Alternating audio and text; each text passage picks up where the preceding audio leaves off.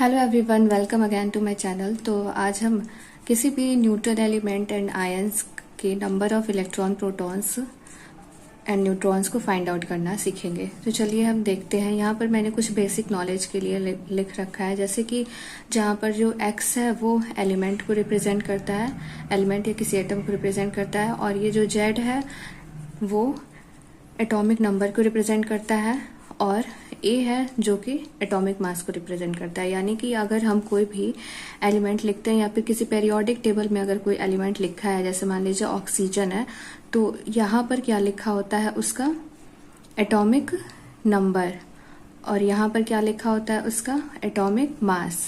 तो यही यहाँ पर जनरल इंफॉर्मेशन लिखी गई है कि जनरल वे में इसे कैसे रिप्रेजेंट करते हैं। तो ये क्या हो गया हमारा मास नंबर, जो कि हमेशा एटॉमिक नंबर से अधिक होता है, और ये क्या हो गया एटॉमिक नंबर। तो किसी भी एलिमेंट, न्यूट्रल एलिमेंट हो या फिर कोई आयन या एनायन हो, उसको उसका electron, proton and neutron find out करने के लिए हमें दो चीज़ें जानना बहुत ज़्यादा ज़रूरी है, जो कि atomic number and mass number. किसी भी एलिमेंट का हमें atomic number and mass number याद होना चाहिए, या फिर हमें उसे फाइंड आउट करना आना चाहिए। तो ये तो एटॉमिक नंबर तो आपको लर्न ही करना पड़ेगा। तो इसे आप पेरियोडिक टेबल से जो भी ज़्यादा इम्पोर्टेंट एलिमेंट्स है उसके एटॉमिक नंबर को आप लर्न कर लीजिए। तो चलिए देखते हैं हम कि कैसे हम इसे फाइंड आउट करेंगे। तो यहाँ पे कुछ बेसिक फॉर्मूला लिखे हैं एक तरह से, जैसे कि नंबर ऑफ प्रोटॉन यदि हमें फाइंड आउट करना हो, तो जो नंबर ऑफ प्रोटॉन होता है वो किसके इक्वल होता है, जो नंबर ऑफ प्रोटॉन है वो एटॉमिक नंबर के इक्वल होता है। जैसे कि यहाँ पे हमने जेड से इसे रिप्रेजेंट किया है, तो वही number of proton equal to Z होता है। फिर नंबर ऑफ इलेक्ट्रॉन्स, जो कि ये जो नंबर ऑफ इलेक्ट्रॉन है ये सिर्फ न्यूट्रल एलिमेंट्स के लिए है, आयंस और इनायंस के लिए दूसरा फॉर्मूला होता है। तो number of electrons neutral element में क्या होगा, इक्वल टू जेड, यानी कि प्रोटॉन के बराबर ही इलेक्ट्रॉन पाया जाएगा किसी भी न्यूट्रल एलिमेंट में, जो हमारा प्रोटॉन होता है वो किसके बराबर होता है, तो एटॉमिक नंबर के बराबर होता है। इसलिए जो इलेक्ट्रॉन हो गया वो भी किसके इक्वल होगा, एटॉमिक नंबर के ही इक्वल होगा। अब हम देखते हैं नंबर ऑफ न्यूट्रॉन्स हम कैसे फाइंड करेंगे। तो नंबर ऑफ न्यूट्रॉन्स को फाइंड करने के लिए हमें एटॉमिक मास में से एटॉमिक नंबर को हमें माइनस करना होगा, यानी कि हमें प्रोटॉन में से,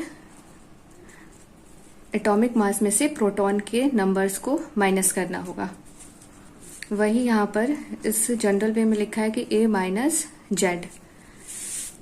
फिर यहाँ पे हम देख लेते हैं कि एटम का स्ट्रक्चर क्या होता है। जैसे कि हमें पता है कि एटम के अंदर न्यूक्लियस होता है, और न्यूक्लियस में क्या क्या पाया जाता है, तो प्रोटॉन और न्यूट्रॉन पाया जाता है। प्रोटॉन पर प्लस चार्जेज होते हैं, जो कि यहाँ पर है, और न्यूट्रॉन पर कोई चार्ज नहीं होता है, ये न्यूट्रल होता है। और उसके बाद जो ये ऑर्बिटल्स होते हैं उसमें क्या पाया जाता है, तो उसमें इलेक्ट्रॉन्स होते हैं।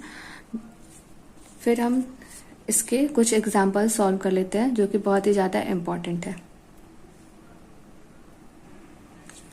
तो यहाँ पर ऑक्सीजन है।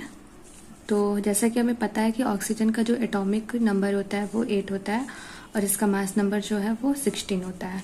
तो हमने क्या पढ़ा था कि जो प्रोटॉन होता है वो किसके इक्वल होता है, एटॉमिक नंबर के इक्वल होता है। तो प्रोटॉन्स कितने हैं इसमें, प्रोटॉन्स के नंबर, इसमें प्रोटॉन्स की संख्या कितनी है, 8 ही होगी। और ये कि हम यहाँ पर सिर्फ न्यूट्रल एलिमेंट्स को देख रहे हैं, तो यहाँ पर इलेक्ट्रॉन के नंबर भी उतने ही होंगे जितने कि प्रोटॉन के नंबर होंगे। तो यहाँ पर प्रोटॉन कितना है, 8 है, तो इलेक्ट्रॉन भी कितना होगा, 8 ही होगा। अब हमें पता है कि जो न्यूट्रॉन होता है वो हम कैसे निकालते हैं। तो न्यूट्रॉन को निकालने के लिए हम क्या करते हैं, एटॉमिक मास में से हम किसे माइनस करते हैं, न्यूट्रॉन को निकालने के लिए हम एटॉमिक मास में से एटॉमिक नंबर को माइनस करते हैं। तो हमें पता है एटॉमिक मास को हम कैसे रिप्रेजेंट करते हैं, ए से, और एटॉमिक नंबर को हम जेड से रिप्रेजेंट करते हैं। तो यहाँ पर कितना एटॉमिक मास दिया है हमारा, 16 माइनस 8, तो यहाँ पे कितना हो जाएगा, इलेक्ट्रॉन, ये भी 8 हो जाएगा। तो यहाँ पर प्रोटॉन, इलेक्ट्रॉन एंड न्यूट्रॉन, इसके जो नंबर हैं वो सारे इक्वल हैं, 8 ही हैं। अब हम देखते हैं एल्यूमिनियम। तो यहाँ पर प्रोटॉन कितने हो जाएंगे, 13, इलेक्ट्रॉन भी उतने ही रहेंगे जितने प्रोटॉन है, 13, अब यहाँ पर न्यूट्रॉन कितने होंगे, तो 27 माइनस 13 कितना हो जाएगा यहाँ पर 14। तो एल्युमिनियम में कितने प्रोटॉन पाए जाते हैं, 13 प्रोटॉन पाए जाते हैं एंड 13 इलेक्ट्रॉन्स पाए जाते हैं एंड 14 न्यूट्रॉन्स पाए जाते हैं।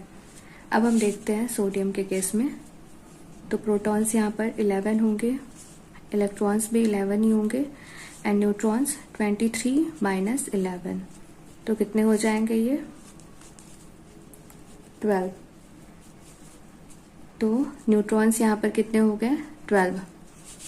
अब है सल्फर के केस में, तो 16 protons 16 electrons and neutrons 32 minus जो कि हमारा एटॉमिक मास है, उसमें से हम एटॉमिक नंबर को माइनस कर देंगे तो कितना हो जाएगा 16। फिर है कैल्शियम के केस में, तो कैल्शियम का कितना है एटॉमिक नंबर 20 है और इसका एटॉमिक मास कितना है 40 है। तो हमारा प्रोटॉन किसके इक्वल होता है, एटॉमिक नंबर के इक्वल होता है।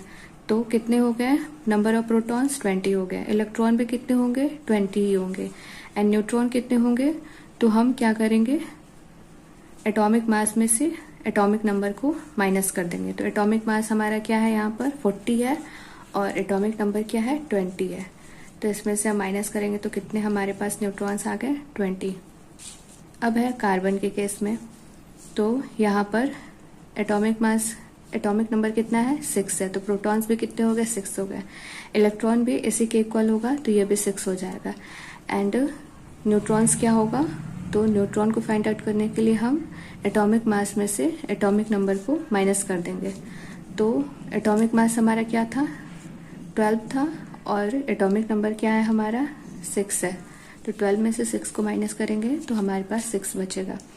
तो यहाँ पर कार्बन में 6 प्रोटॉन्स 6 इलेक्ट्रॉन्स एंड 6 न्यूट्रॉन्स पाए जाते हैं। तो ये था हमारा न्यूट्रल एलिमेंट्स को फाइंड आउट करने का मेथड कि कैसे हम न्यूट्रल एलिमेंट्स में electron proton and neutron find out करते हैं। न्यूट्रल एलिमेंट का मतलब यानी कि उस पर कोई चार्ज नहीं है। तो यहाँ पे हमने किसी भी एलिमेंट किसी भी एटम पर कोई चार्ज देखा, कोई भी चार्ज नहीं था, तो इसलिए इसका मेथड ये था।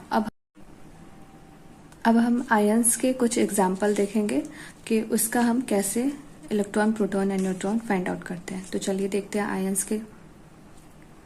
तो आयंस के केस में जो हमारा मेथड होता है वो कुछ इस तरह होता है, जैसे कि आयंस हमारे कितने होते हैं एनायंस एंड केटायंस होते हैं। एनायंस का मतलब क्या होता है कि माइनस चार्ज और केटायंस का मतलब पॉजिटिव चार्ज।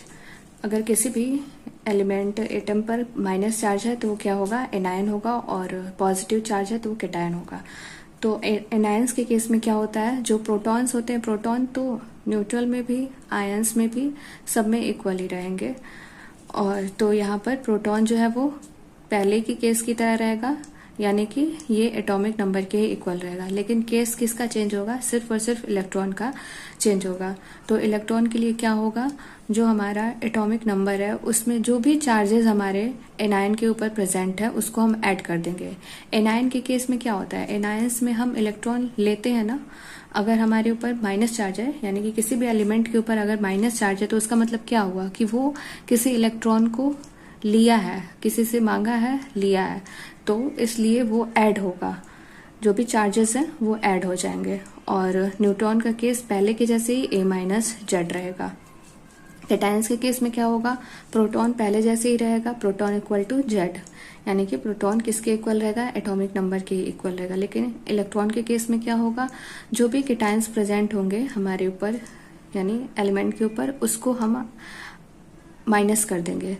आयन के ऊपर जो भी चार्जेस प्रेजेंट रहेंगे पॉजिटिव चार्ज उसको हम माइनस कर देंगे, क्योंकि केटायन के केस में क्या होता है, जो एलिमेंट होता है, जो आयन होता है, वो क्या करता है, अपने अंदर प्रेजेंट जो भी इलेक्ट्रॉन है उसको बाहर निकालता है। तो जो भी चार्जेस हैं उसको हम यानी कि वो एलिमेंट जो है वो चार्जेस को निकाल दिया है, वो इतने इलेक्ट्रॉन्स को निकाल दिया है जो भी चार्जेस प्रेजेंट हैं। मान लीजिए कि Ca2+ है, तो यानी कि ये जो कैल्शियम है वो खुद के अंदर से कितने इलेक्ट्रॉन्स को निकाल चुका है, 2 इलेक्ट्रॉन्स को ये निकाल चुका है।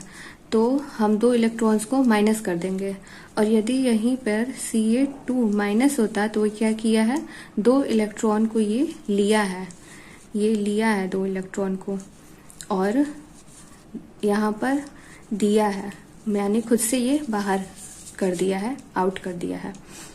तो ऐसे होता है। अब हम कुछ एग्जाम्पल को देख लेते हैं जिससे आपका कॉन्सेप्ट और अच्छे से क्लियर हो जाएगा। अब यहाँ पर प्रोटॉन है, प्रोटॉन हमने क्या देखा कि यहाँ पर केटायन है ना। सबसे पहले हम चार्ज देखेंगे, कौन सा है, पॉजिटिव चार्ज है, यानी कि ये केटायन है। केटायन के केस में प्रोटॉन क्या होगा, जेड के इक्वल रहेगा, तो क्या हो जाएगा यहाँ पर 20 होगा। और इलेक्ट्रॉन क्या होगा, जेड माइनस चार्जेस, तो जेड क्या है यहाँ पर 20 है। 20 माइनस कितने चार्जेस है हमारे, 2 चार्जेस है, तो 20 में से 2 माइनस कर देंगे, हमारे पास कितने इलेक्ट्रॉन्स आ गए, 18 इलेक्ट्रॉन्स हैं। अब न्यूट्रॉन के केस में क्या होगा, ए माइनस जेड, तो ए क्या है यहाँ पर एटॉमिक मास 40 माइनस 20, तो कितना बचेगा हमारे पास, 20 ही बचेगा। अब हम देखते हैं सोडियम के केस में, यहाँ पर कितने चार्जेस हैं, सिर्फ एक चार्ज है, और ये किसका केस है, तब पॉजिटिव है, तो ये केटायन का केस है। तो यहाँ पर प्रोटॉन कितने हो जाएंगे, 11 रहेंगे, लेकिन इलेक्ट्रॉन के केस में क्या होगा, जेड माइनस चार्जेस, तो 11 माइनस कितने चार्ज है, 1 चार्ज है, तो 1 माइनस होगा, तो यहाँ पर कितना इलेक्ट्रॉन हो जाएगा, 10 इलेक्ट्रॉन हो जाएगा। न्यूट्रॉन के केस में क्या होगा, 23 माइनस 11, तो कितने यहाँ पर न्यूट्रॉन्स हो गए, 12। इसको हम पहले भी देख चुके हैं, लेकिन यहाँ पर हम इसको केटायन के केस में देख रहे हैं। अब हम देखते हैं कार्बन के केस में, जो कि यहाँ पर क्या है, ये माइनस चार्ज है। माइनस चार्ज का मतलब क्या है, ये एनायन है। तो एनायन के केस में प्रोटॉन क्या होता है, जेड के इक्वल होता है, और इलेक्ट्रॉन का क्या होगा, Z plus number of charges, and neutron जो है वो भी पहले की तरह ही रहेगा, ए माइनस जेड। तो हम देखते हैं यहाँ पर क्या होता है, प्रोटॉन कितना रहेगा, तो 6 ही रहेगा, और इलेक्ट्रॉन जो है वो ऐड हो जाएगा, तो 6 प्लस कितने चार्जेस हैं, 3, तो यहाँ पर 3 ऐड हो गया, तो कितने इलेक्ट्रॉन्स हो गए, 9 इलेक्ट्रॉन्स हो गए। सी पर 3 माइनस चार्जेस अगर हैं तो हमारे पास कितने इलेक्ट्रॉन है, 9 इलेक्ट्रॉन है। न्यूट्रॉन कितना हो जाएगा यहाँ पर, तो 12 माइनस 6, तो 6 ही न्यूट्रॉन भी रहेगा। अब हम देखते हैं ऑक्सीजन के केस में। ऑक्सीजन पर यहाँ पर 2 माइनस चार्जेस हैं, तो यहाँ पर प्रोटॉन कितना है, एटॉमिक नंबर के इक्वल ही रहेगा, तो 8 यहाँ पर प्रोटॉन हो जाएगा। और इलेक्ट्रॉन का क्या होगा, इलेक्ट्रॉन के लिए हमें एटॉमिक नंबर में हमें ये 2 चार्जेस ऐड करने होंगे, तो 8 प्लस 2 इक्वल टू 10, यानी कि यहाँ पर इलेक्ट्रॉन्स कितने हैं, 10 इलेक्ट्रॉन्स हैं। अगर ऑक्सीजन पर 2 माइनस चार्जेस है तो कितने इलेक्ट्रॉन्स हैं, 10 इलेक्ट्रॉन्स हैं। इसको आप बिना सॉल्व किए दिमाग में तुरंत देखकर भी आप बता सकते हैं, ये सिर्फ प्रैक्टिस के लिए है। आप एक बार प्रैक्टिस कर लोगे तो आपको पूरा अच्छे से आ जाएगा।